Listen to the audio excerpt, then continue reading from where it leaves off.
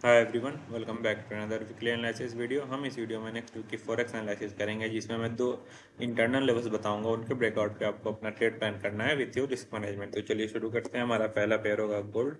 Next week gold में क्या करते हुए दिख सकता है? नेक्स्ट वीक गोल्ड के हम दो सिनेरियो एक्सपेक्ट कर रहे हैं। प्रीवियस वीडियो में मैंने बताया था कि ये इस एरिया को ब्रेकआउट करता है तो हमें 5000 का एरिया फिल होते हुए दिख सकता है, और ये वीक खत्म होते हुए 5000 को सस्टेन कर लेगा। बट इस एरिया से इसे अच्छा रिएक्शन मिल गया, जो कि H4 का ऑर्डर ब्लॉक था यहाँ पे। तो ये 4600 और 4800 के बीच में रेंजिंग रहा। नेक्स्ट क्या होते हुए दिख सकता है? नेक्स्ट वीक ये हमें ये H4 का ऑर्डर ब्लॉक फिल करता है, जो कि गैप छोड़ के आया है, फिर यहाँ से रिजेक्शन देता है, तो इसका ब्रेकआउट करे, देन इसका रिटेस्ट करे, तो फिर हमें ये 5000 के ऊपर सस्टेन होते हुए दिख सकता है। ठीक है, ये इसका एक पहला पैटर्न है ऊपर जाने का। और दूसरा पैटर्न ये हो सकता है कि ये यहाँ से डायरेक्ट बुलिश रहे, इसका रिटेस्ट करे, फिर 4980 के एरिया फिल करे, तो ये रेजिस्टेंस लेवल इसे थोड़ा सा रिट्रेस करे, तब ये इस गैप को फिल करने आए, फिर यहाँ से एक पुल बैक लेते हुए वापस चला जाए। तो ये वीक में ये कर सकता है, या फिर डायरेक्ट इसको फिल करे देन यहाँ से रिवर्स हो। और एक बियरिश सिनेरियो क्या हो सकता है इस गोल्ड का? नेक्स्ट वीक का बियरिश सिनेरियो ये होगा कि एक ट्रेंड लाइन सपोर्ट आ रही है इसकी। एक ट्रेंड लाइन के नीचे अगर ये क्लोजिंग देता है, या फिर ये एच फोर इसे पुल बैक नहीं देता ऊपर की तरफ, और इसके रिटेस्ट पे वापस नीचे आता है और ये 4600 का ब्रेकआउट करता है, तो ये हमें ये नीचे के एरियाज फिल करते हुए भी दिख सकता है। यही दो सिनेरियोज हैं गोल्ड के। ध्यान से मार्क कर लीजिए लेवल्स को और ट्रेड करिए अपने रिस्क मैनेजमेंट के साथ। अब हम आते हैं नेक्स्ट पेयर पे, जो कि है सिल्वर। नेक्स्ट वीक सिल्वर हमें क्या करते हुए दिख सकता है? नेक्स्ट वीक सिल्वर काफ़ी स्लो हो चुका है, तो स्लो मोमेंटम ही हम एक्सपेक्ट करेंगे नेक्स्ट वीक भी। अगर ये इस स्विंग हाई को ब्रेक करता है 77.55, देन इसके रिटेस्ट पे हम बाइंग प्लान करेंगे, और हमारा टारगेट रहेगा 85-86 का ये गैप। ये पूरा गैप फील हो सकता है अगर इस एरिया का ब्रेकआउट करता है और ये बुलिश होता है, तो इसका भी एक ट्रेंड लाइन सपोर्ट आ रही है।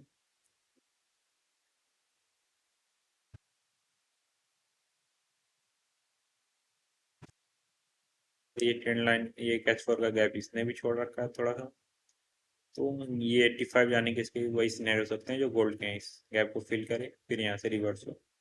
बट अगर ये ट्रेंड लाइन का ब्रेकआउट कर देता है और ये H4 का गैप इसे पुल बैक नहीं देता है, तो ये हमें वापस 66 या 65 का एरिया फिल करते हुए भी दिख सकता है वीक खत्म होते होते। ये हैं सिल्वर के दो सिनेरियो जो मैं एक्सपेक्ट कर रहा हूँ। हाँ, ये ऊपर काफ़ी चॉपीनेस के साथ भी जा सकता है, बट वो डिपेंड करेगा कि मोमेंटम कैसा है।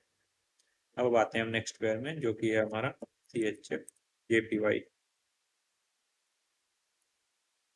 नेक्स्ट वीक CHF JPY क्या करते हुए दिखेगा? CHF JPY नेक्स्ट वीक में क्या करते हुए दिख सकता है? उसके लिए मैं दूसरा चार्ट लगा देता हूँ आपको, इसमें मैंने पहले से ड्राइंग कर रखी है। एक H4 की ट्रेंड लाइन थी, इसका ब्रेकआउट करता है, रिटेस्ट करता है, ऊपर जा रहा है। ठीक है, अभी से ये ऑर्डर ब्लॉक रिजेक्शन दे रहा है, जो कि ये है। नेक्स्ट वीक का सिनेरियो ये हो सकता है कि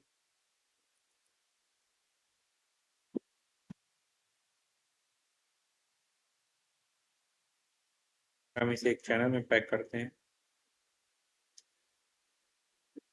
तो नेक्स्ट वीक की हमें यहाँ से वापस रिट्रेस होते हुए दिख सकता है, वापस पुल बैक लेते हुए 203 का एरिया ब्रेकआउट करते हुए 204 को फिल करें, जो कि ये गैप इसने छोड़ के आया है। एक BOS का एरिया भी बन जाता है, अगर थोड़ा सा और नीचे आता है तो ये इसे रिट्रेस करने भी वीक मारे और इस एरिया को रिट्रेस करे, देन यहाँ से रिवर्स हो। हाँ, सेलिंग सिनेरियो क्या होगा? जब ये इस रेंज के नीचे, इस चैनल के नीचे ब्रेकआउट दे देता है, तब अगर इसको रिटेस्ट करता है, फिर हमें ये नीचे की तरफ जाता हुआ भी दिख सकता है। 198.50 तक का एरिया फिल होते हुए दिख सकता है, अगर इसने इस चैनल को ब्रेकआउट कर दिया, और रिटेस्ट पे हम इसे शॉर्ट कर सकते हैं। यही दो सिनेरियोज हैं। और अगर ये डायरेक्ट बुलिश रहा, ऊपर जाता है, ब्रेकआउट करता है, रिटेस्ट करता है, तो भी हमें ये 204 या नया ऑल टाइम हाई मारते हुए भी दिख सकता है। ये से JPY के सिनेरियो। अब हम आते हैं नेक्स्ट पेयर पे, जो कि है GBP JPY। Next week GBP JPY क्या करते हुए दिख सकता है? नेक्स्ट वीक GBP JPY क्या करते हुए दिख सकता है?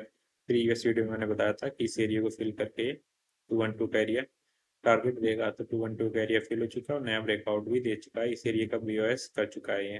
तो नेक्स्ट वीक क्या कर सकता है ये?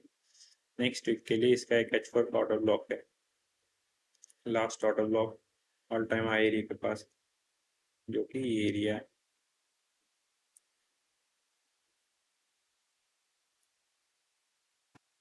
इसने इसे टेस्ट किया, थोड़ा रिजेक्शन मिल रहा है। नेक्स्ट वीक हमें क्या करते हुए दिख सकता है? नेक्स्ट वीक के लिए पहले से चैनल देख लीजिए। नेक्स्ट वीक में मैं बियरिश सिनेरियो एक्सपेक्ट कर रहा हूँ JPY पेयर्स में, क्योंकि इसका ऑल टाइम एरिया है। अगर ये इसके लिक्विडिटी स्वीप करता है और यहाँ से रिएक्शन लेता है, इस चैनल का ब्रेकआउट कर दे, इसके रिटेस्ट में हम 210 के एरिया फिल होते हुए दिख सकते हैं। 210 के एरिया,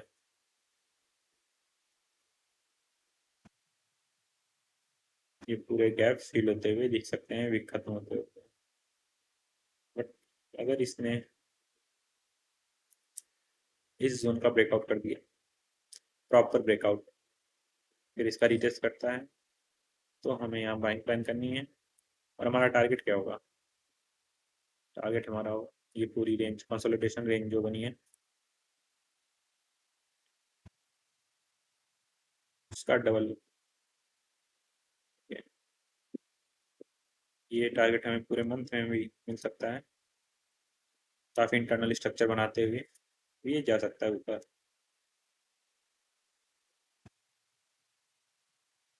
इसका प्रॉपर ब्रेकआउट करता है, रीटेस्ट करता है, तो हमें टारगेट मिलेगा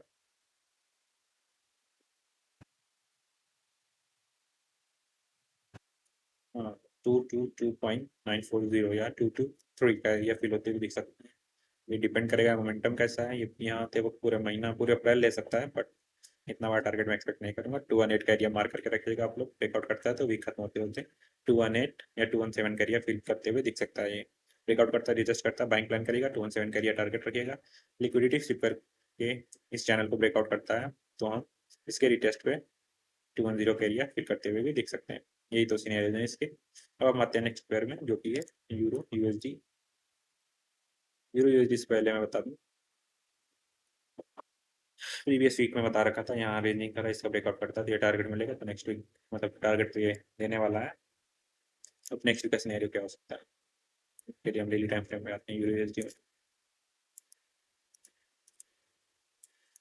डेली टाइम फ्रेम के हिसाब से एक इंपॉर्टेंट रेजिस्टेंस एरिया है अभी के लिए, तो इस एरिया को फिल करेगा, तो यहाँ से पुल बैक लेगा, इसका रिटेस्ट करता है, डिपेंड करेगा रिटेस्ट यहाँ तक करे या इस गैप को फिल करने चला है, ये इसके ऊपर है। रिटेस्ट जब संभलता है या पुल बैक के इंडिकेशन शुरू कर देता है, तो ये हमें 1.19 का एरिया फिल करते हुए दिख सकता है। बट इस पूरी लेग को यहाँ तक आने में 2 हफ्ते का टाइम लग सकता है। तो इस हफ्ते में मैं एक्सपेक्ट कर रहा हूँ कि इसके यहाँ से रिजेक्शन ले, फिर इन गैप्स को फिल करें, then यहाँ से पुल बैक लें, तो ये गैप्स फिल होते हुए दिख सकते हैं वीक खत्म होते होते। ये इसके सिनेरियो। और कम्प्लीटली अगर जब तक ये स्विंग लो ब्रेक नहीं होता है तब तक यहाँ से पुल बैक ले सकता है ये। अब हम आते हैं नेक्स्ट पेयर में USD JPY। USD JPY मैंने कहा था अगर ये बॉक्स का ब्रेकआउट करता है, जिधर ब्रेकआउट उधर प्राइस, बट ये अभी भी इसी एरिया में रेंज कर रहा है, तो सिनेरियो सेम है। इस स्विंग हाई को ब्रेक करता है तो 164 का एरिया फिल होते हुए दिख सकता है, इस स्विंग लो को ब्रेक करता है तो 155 का। That's all. अब हम आते हैं GBP USD में। नेक्स्ट वीक GBP USD क्या करते हुए दिख सकता है? GBP USD को मैंने बताया प्रीवियस वीडियो में कि एक ट्रेंड लाइन को ब्रेकआउट करता है। सेकंड चार्ट कहाँ गया, चेंज हो गई लगता है। GBP USD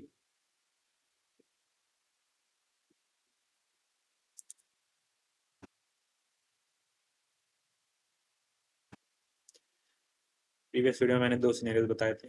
एक, ये ट्रेंड लाइन को अगर ब्रेकआउट करता है तो हमें 1.36 एरिया फिल होते हुए दिखेगा।